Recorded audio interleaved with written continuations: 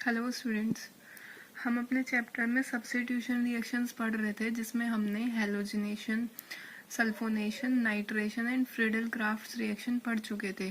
Halogenation में hydrogen को replace करके हैलोजन ऐड होता है हमारे बेंजीन रिंग पे। है तो सब्स्टिट्यूशन रिएक्शन, यानी एक रिप्लेस होगा तब दूसरा ऐड होगा। नाइट्रेशन में NO2 ग्रुप ऐड होता है तो हमें मिलता है प्रोडक्ट नाइट्रोबेंजीन। अगर फर्दर रिएक्शन कराते हैं तो मेटाडाइनाइट्रोबेंजीन मिलता था।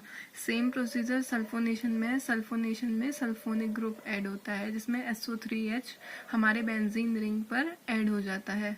फ्रीडल क्राफ्ट्स रिएक्शन में काफ़ी इंपॉर्टेंट रिएक्शन है, उसमें एल्काइल ग्रुप ऐड होता है या फिर एसाइल ग्रुप ऐड होता है। एल्काइल ग्रुप ऐड होता है, सपोज हमने मिथाइल ऐड किया तो हमें टोल्यूइन एज अ प्रोडक्ट मिलता है, और जब हम एसाइल ग्रुप ऐड करते हैं तो हमें बेंजोइल क्लोराइड या फिर एसिटोफिनन, बेंजोफिनन ये प्रोडक्ट्स मिलते हैं।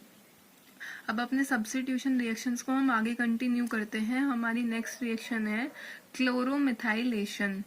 क्लोरोमिथाइलेशन रिएक्शन में benzene reacts with HCHO, that is formaldehyde, and concentrated HCl in the presence of anhydrous ZnCl2। जब बेंजीन रिएक्ट करता है फॉर्मेल्डिहाइड एंड HCl के साथ, कंसंट्रेटेड HCl के साथ, और एनहाइड्रस ZnCl2 को हम एज अ कैटलिस्ट यूज करते हैं to form benzyl chloride. Anhydrous ZnCl2 भी ले सकते हैं, एनहाइड्रस AlCl3 भी ले सकते हैं, यानी लुईस एसिड्स हैं ये हमारे। ये हमने बेंजीन लिया, बेंजीन की रिएक्शन कराई formaldehyde, that is HCHO, HCl and AlCl3 anhydrous हमने क्या लिया एज अ कैटलिस्ट, तो हमें मिली बेंजाइल क्लोराइड, यानी इस HCHO का CH2 और इस HCl का Cl हमारा ऐड हो गया बेंजीन रिंग पर, और यहाँ से OH और H या फिर H जो बेंजीन रिंग से रिप्लेस हुआ होगा वो H, ये O और H दोनों ने मिलके बना लिया हमारा वाटर, यानी बेंजाइल क्लोराइड हमें मिल गई। H रिप्लेस हुआ, CH2Cl ऐड हो गया। नेक्स्ट सब्स्टिट्यूशन रिएक्शन हमारी आती है mercuration. Benzene reacts with mercuric acetate in glacial acetic acid at 100 degree Celsius to form phenyl mercuric acetate। जब बेंजीन की रिएक्शन मर्क्यूरिक एसिटेट से, ये हमारा मर्क्यूरिक एसिटेट है, that is CaCO2 whole twice Hg, जब मर्क्यूरिक एसिटेट की benzene से कराएंगे, glacial acetic acid as a catalyst use किया है, 110 डिग्री सेल्सियस पे टेम्परेचर 110 डिग्री सेल्सियस टेम्परेचर पे हमारी रिएक्शन हो रही है, तो हमें ये मर्क्यूरिक एसिटेट हमारे बेंजीन रिंग पे ऐड हो जाएगा। यहाँ से H रिप्लेस होके CH3COO के साथ ऐड होके एसिटिक एसिड बना लेगा। जब ये टूटेगा तो ये टूटेगा HgCH3COO negative and CH3CO negative में। निगेटिव जब H आयन निकलेगा तो एक यहाँ ऐड हो जाएगा, जो बाकी का बचेगा उसके साथ H आयन ऐड होके एसिटिक एसिड बना लेगा।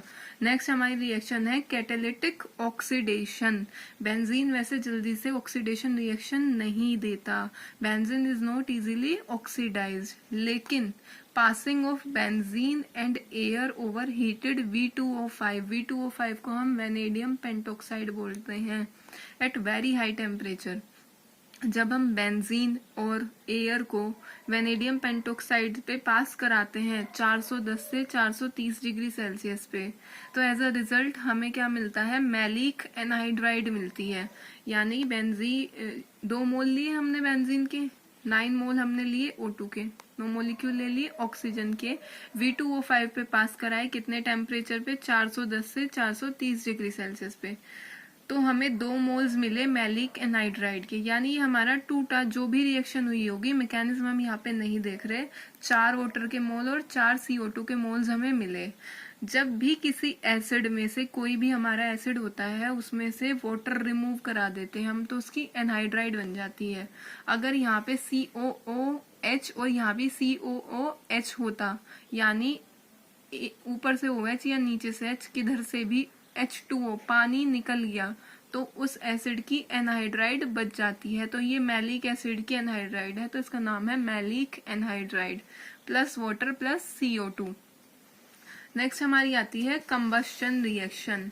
कंबस्शन रिएक्शन में on combustion benzene gives CO2 and H2O। Combustion पे बेंजीन CO2 एंड H2O देता है। कंबस्शन मतलब बर्निंग ऑफ हाइड्रोकार्बन, जब हाइड्रोकार्बन बर्न होते हैं। C6H6 हमारा साइक्लिक हाइड्रोकार्बन है, एरोमेटिक है यानी बेंजीन है। बेंजीन की का ऑक्सीडेशन कराया मतलब एयर की प्रेजेंस में 15/2 O2 लिया हमने, तो वो किस में कन्वर्ट हो गया, CO2 एंड 3H2O। ये भी हमारी सब्स्टिट्यूशन रिएक्शन में ही आती है। नेक्स्ट है हमारी फॉर्मेशन ऑफ डाइफिनाइल। डाइफिनाइल, ये डाइफिनाइल होता है, इसका स्ट्रक्चर आप देख सकते हो वीडियो में। When vapours of benzene are pass through red hot tube, जब बेंजीन के वेपर यानी भाप, उसके वेपर्स हम पास कराते हैं रेड हॉट ट्यूब से, तो वो कन्वर्ट हो जाती है किसमें, डाइफिनाइल में। 2 H रिप्लेस होंगे, एक यहाँ से, दोनों बेंजीन के मोल पे से H रिप्लेस हुआ और वो वैलेंसी पूरी करने के लिए आपस में बॉन्ड बन गया। ये बॉन्ड बन गया तो इसको हम बोलते हैं डाइफिनाइल।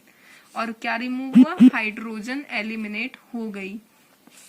अब हम अपने बेंजीन के यूजेस पढ़ लेते हैं। बेंजीन के कुछ इंपॉर्टेंट यूजेस है। Benzene is used, first one is as a solvent for oils, fats, resins, rubber etcetera, both in laboratory and industries. Lab में भी, जब हम केमिस्ट्री लैब में काम करते हैं या किसी भी लैब में अगर बेंजीन का यूज कर रहे हैं किसी को घोलने के लिए, तो benzene as a solvent use होता है हमारा। और इंडस्ट्रीज में भी बेंजीन को एज अ सोलवेंट यूज किया जाता है। किस किस को घोलने के लिए इसको एज अ सोलवेंट यूज करते हैं, उसमें आता है हमारा तेल, fats, resins, rubber etcetera. Next हमारा है in preparation of try nitrobenzene, जो कि एक एक्सप्लोजिव है, उसको बनाने के लिए भी हम बेंजीन का यूज करते हैं, नाइट्रेशन कराते रहते हैं।